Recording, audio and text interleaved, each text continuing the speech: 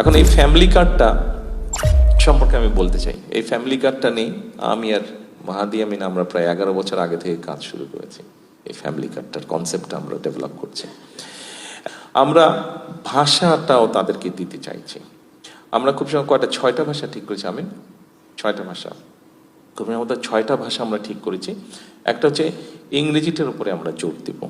আমাদের বাচ্চার মানি না মানি হয়তো শহর পর্যায়ে প্রাইভেট স্কুলে যেই বাচ্চাগুলো পড়ে তাদের ইংরেজি হয়তো ভালো, কিন্তু আপনি সরকারি স্কুলগুলোতে যান, সেটি ঢাকা শহরে হোক, সেটি জেলা পর্যায়ে হোক, উপজেলা পর্যায়ে বা গ্রাম পর্যায়ে, বাদই দিলাম, সিরিয়াস অবস্থা, ডেঞ্জারাস অবস্থা।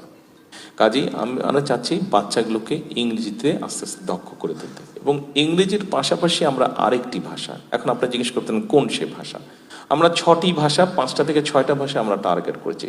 এটাও আমরা ইনক্লুড করছি ভোকেশনাল ট্রেনিং এর যে প্র্যাকটিক্যাল এবং থিওরি, এটা ক্লাস 8 থেকে 12 পাবেন, 6 থেকে ক্লাস 12 পর্যন্ত, 6 থেকে ক্লাস 12 পর্যন্ত প্র্যাকটিক্যালটা হবে, থিওরিটা তার আগে নাকি,